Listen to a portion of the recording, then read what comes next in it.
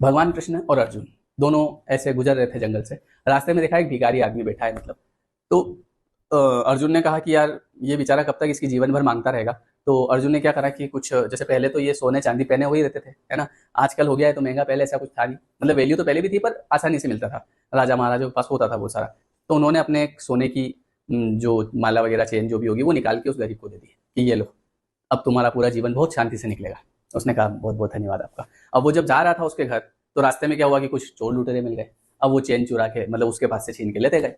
अगले दिन फिर वो वहीं बैठा, फिर वहां पे जो भगवान कृष्ण और अर्जुन जो थे उन्होंने देखा यार इस आदमी को कल मतलब अर्जुन ने ये सोचा कि मैं इसकी तकदीर बना दूं। समझो, जैसे हम कई बार बोलते ना कि अगर ये अमीर लोग सब थोड़ा थोड़ा पैसा गरीबों में बांट देते, इनकी गरीबी दूर हो जाए। कैसे गरीबी दूर नहीं होती है? गरीबी दूर तब होती है जब उस व्यक्ति के प्रारब्ध में होती है। आप भले किसी को कितना ही कुछ दे दो, है ना, उसके नसीब में ही नहीं है तो वो उस पैसों को फिर और उल्टा कुछ ना कुछ कर देगा। समझ रहे हो? तो फिर उन्होंने देखा यार ये कल इसको दिया था, फिर भी आज यहीं बैठा है।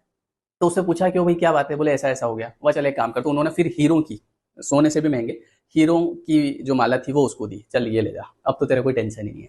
ठीक है भैया, वो ले गया। और घर जाके उसने क्या करा कि अपने पत्नी को भी नहीं बताया, और उसने एक घड़ा था मिट्टी का, उस मिट्टी के घड़े में रख दिया उसको, छुपा दिया। सो गए भाई साहब। सुबह पत्नी उठी घड़ा लेके, और ऐसे वो पुरानी मूवी में आपने देखा होगा ना, और नदी पे गई। अब नदी पे जाके जो है उसने वहां पे उस घड़े को ऐसे किया, तो जो भी उसमें माला थी वो अंदर। वाह, उसको क्या पता होगा कुछ, मुझे छोड़ो। अब जाके भाई साहब उठे, देख रहे हैं यार घड़ा कहाँ गया। तो पता चला कि घड़ा तो मैडम जी ले गए। फिर जाके वहीं बैठ गया। फिर उन्होंने देखा यार ये तो फिर यहाँ से बैठे। फिर पूछा भाई क्या बात है? बोले ऐसी ऐसी बात है।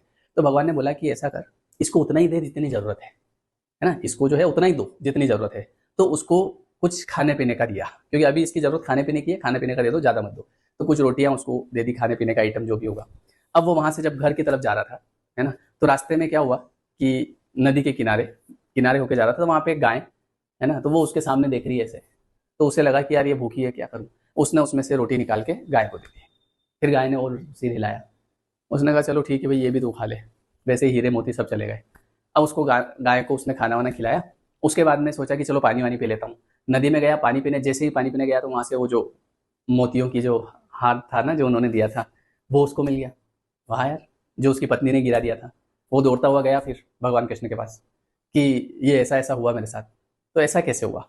तो भगवान ने उसे ये कहा कि कल तूने वो हार भी तेरी पत्नी से छुपाया था, है ना, उसमें तेरा स्वार्थ था बस। आज जैसे ही तूने दिया, मतलब तुझे रोटी दी थी, तो तूने अपने भूख के बारे में नहीं सोचा, और तूने गाय को खिला दी कि चलो ये भूखी है, मेरा कुछ ना कुछ होगा ही सही।